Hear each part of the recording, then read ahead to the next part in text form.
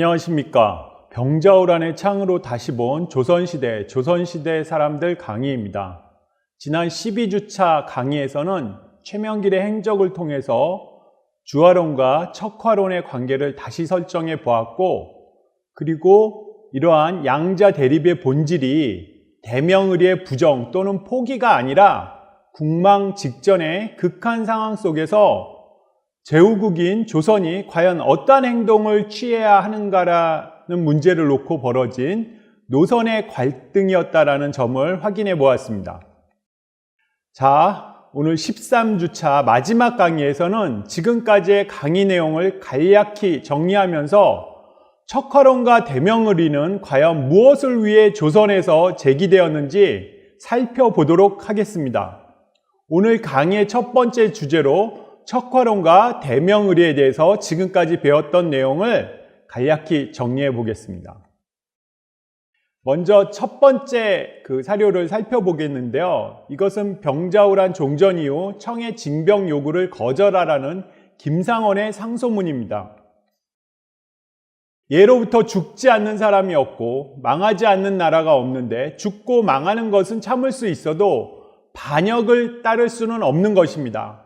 전하께 어떤 사람이 원수를 도와 제 부모를 친 사람이 있다고 아랜다면 전하께서는 반드시 관리에게 다스리도록 명하실 것이며, 그 사람이 아무리 좋은 말로 자신을 해명한다 할지라도 전하께서는 반드시 왕법을 시행하실 것이니 이것은 천하의 공통된 도리입니다. 즉, 명에 대한 의리 때문에 이 명을 공격하려는 청에 군대를 보내서는 절대 안 된다라는 그런 얘기입니다. 이 어떤 척화론과 맥이 닿아 있는 그 주장이라고 할 수가 있겠는데요. 오늘날 계획하는 자들이 예의는 좋게 지킬 것이 못 된다고 하니 신은 예의로서 분변하지 않겠습니다. 그러나 이해만 가지고 논한다 하더라도 강포한 이웃의 일시적인 사나움만 두려워하고 천자의 육사, 즉 명나라의 군대입니다. 육사를 두려워하지 않는다면 원대한 계책이 못 됩니다. 사람들이 모두 말하기를 저들의 세력이 한창 강하여 따르지 않으면 반드시 화가 있을 것이다고 하는데, 신은 명분과 의리야말로 지극히 중대한 것인 만큼 이를 범하면 반드시 재앙이 이를 것이라고 생각합니다.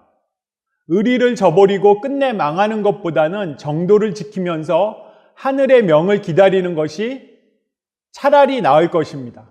그러니까 아까 이 전 화면에서 보다시피 예의로 설득이 안 되니까 이제 실리적인 측면에서도 명나라가 언젠간 다시 국력을 회복해서 우리를 문책할지 모르니까 이러한 의견을 따라서는 안 된다라고 설득한 다음에 다시 돌아옵니다. 이 명분과 의리의 측면에서 절대로 이러한 청의 요구를 따라서는 안 된다라는 거. 그래서 정도를 지키면서 하늘의 명을 기다리는 것이 차라리 나을 것이라는, 이게 아마 이런 척화론과 김상원의 주장의 핵심이 아닌가 생각이 됩니다. 따라서 척화론자들이 진정 우려하였던 것은 어떤 명예 문제나 보복이라기보다도 대명의리의 포기를 통한 윤리와 문명의 붕괴였으며 천하 후세의 평가였다라고 정리할 수 있겠습니다. 결론적으로 척화론의 논의 구조에서 명이라는 특정 국가의 압력이나 시선을 고려하는 것은 부차적인 문제였습니다. 자, 척화론은 대명의리와 대명사대의 고수를 위해서 제기된 것은 분명한 사실인데요. 이러한 척화론 제기의 주요 동력을 지금까지 검토한 바에 의하면 첫 번째, 조선군의 우세를 예상해서 제기된 것이 아닙니다. 두 번째, 국제정세를 오판해서, 즉 이들은 명이 도와주지 않는다는 것, 도와줄 수 없다는 것을 분명히 인지를 하고 있었습니다. 그러니까 국제정세를 오판해서 제기되었다라고 보기도 어려운 것이죠. 그리고 명의 원병을 기대하지도 않았습니다. 그리고 명의 사후 문책을 두려워해서 제기된 것도 아니었습니다. 반복해서 말씀드리지만 이들의 입장에서 볼 때 대명의리를 포기하는 것, 대명사대를 포기하는 것은 이들에게는 윤리와 도덕의 붕괴요, 천하와 후세의 부정적인 평가를 받는 그런 행위였던 것입니다. 그래서 다시 정리하자면 척화론은 굉장히 조선 내에 자발적인 그런 당위적인 성격의 그 주장이라고 할 수가 있는데요. 이것은 의리의 당대적인 의미를 떠올려 보아도 그렇습니다. 의리라는 것은 당대의 의미로 얘기하면 어떠한 상황 속에서도 포기할 수 없는 보편적인 도덕 법칙이나 당위를 의미합니다. 즉 명에 대해서 그러한 의리라는 전미사를 붙였던 것입니다. 그리고 외교적 군사적인 대안으로서의 성격은 부재했습니다. 전부 다 정리하자면 결국 척화론은 당대 사람들에게 이게 어떤 외교적 군사적인 문제가 아니고, 그리고 명과 관련된, 특정 국가의 명과 관련된 문제가 아니라 바로 자신들의 문제였다라는 겁니다. 이런 점을 우리가 좀 기억을 해야 될 것 같습니다. 그 다음 척화론과 예의 실천에 대해서 살펴보겠는데요. 병자호랑 강화협상의 본질은 항복의 여부가 아니라 항복의 형식에 있었다라는 점을 확인할 수가 있었습니다. 왜냐하면 대명의례 준수라는 게 바로 예의 실천을 통해서 확인되는 구조였기 때문에 그러한 것인데요. 이걸 도식으로 살펴보면 대명의리라는 대의는 연호, 정삭, 칭신의 국서, 309고두 등을 통해서 확인되는 구조라고 할 수가 있겠습니다. 자, 이들에게 이러한 어떤 의례는 단순한 몸짓이 아니라 자신들의 어떤 정체성과 직결되는 문명과 야만, 인간과 짐승을 선택하는 실존적 결단의 문제였다라고 할 수가 있겠는데요. 이런 측면은 지금도 신앙이 굉장히 독실한 종교인의 행동과 굉장히 유사하게 일면을 공유하고 있고 남아있다라고 할 수가 있겠습니다.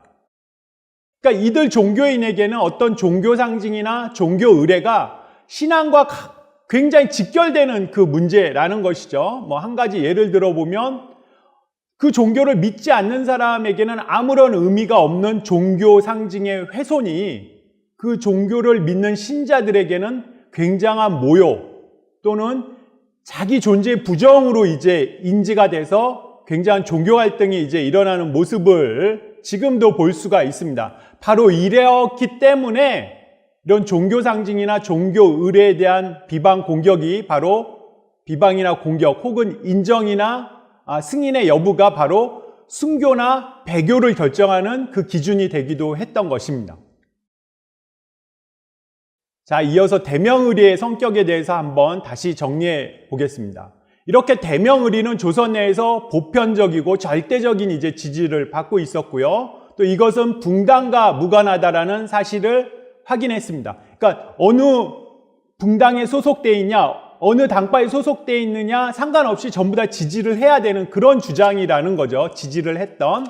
그리고 이렇기 때문에 사실은 폐모와 더불어 인조 반정의 명분으로 제기되었던 것이 가능했던 것이라고 해석할 수가 있겠습니다. 이것은 병자 정묘호란 당시 척화론의 제기 주체가 반정 공신보다도 오히려 반정과는 상관이 없었던 언관들이나 유생들, 일반 유생들, 제하의 유생들 사이에서 많이 제기되었다라는 점에서도 확인된다라고 할 수 있겠습니다. 그래서 이런 척화론과 대명의리는 개인의 정치적인 행적을 판단하고 평가하는 그 기준이 폐모와 같은 어떤 효의 가치와 더불어 충분히 그런 기준으로서의 자격을 갖추고 있었는데요. 따라서 이런 것에 대한 어떤 후퇴, 척화론과 대명의리에 대한 후퇴라고 받아들여질 수 있는 주화론을 주장한 사람들은 오히려 굉장히 좁은 정치적 입지를 갖고 있었습니다. 그러니까 개인의 측면에서 보면 실리를 추구한 게 아니라는 거죠. 오히려 주화론을 주장한 게. 그 다음 두 번째로는 반대로 척화론은 이렇게 척화론이 조선 내에서 절대적인 지지를 받고 있었기 때문에 척화론에 편승해서 개인의 명예를 높이거나 또 이에 초래해서 자신의 어떤 정치적 실리를 추구하려는 그런 풍조도 분명히 존재하고 있었던 것 같습니다. 근데 이제 중요한 것은 척화론과 대명의리에 대한 지지는 누구나 하는 것이었지만, 자, 누가 척화론을 지키냐, 그 다음 누가 대명의리를 지키냐, 안 지키느냐 하는 이런 공격 대상을 선정하는 데는 분명히 당파성이 개입될 여지가 있었던 것 또한 사실입니다.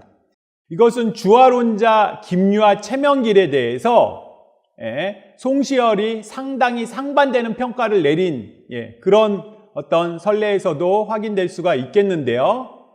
재미있는 것은 정작 주화론자 김유와 최명길 역시 대명의리를 결코 비난하거나 부정하지 않았다라는 사실입니다. 이 주화론을 주장하면서도 굉장히 자신들의 입장을 합리화하기 위해서 노력을 했고요. 전쟁 이후에도 결코 대명의리를 비난하거나 부정하지 않았고, 또 척화론자들이 결과적으로는 행동에 잘못이 있었지만 그 근본 동기조차 부정하지는 결코 않았습니다. 다만 이들은 그러니까 대명의리를 어디까지 실천할 것이냐, 그 기준에서 이 척화론자들과 이견이 있었다고 보는 것이 더 합리적일 것입니다. 상황이 이랬기 때문에 병자호란이 참패로 끝났음에도 어떤 척화론은 정론의 위치를 갖고 있었고요. 그 다음에 사실은 청으로 사대처가 변경된 이후에도 대명의리는 지속될 수 있지 않았을까, 그렇게 생각이 됩니다. 이상으로 오늘의 첫 번째 주제인 척화론과 대명의리를 마치겠습니다.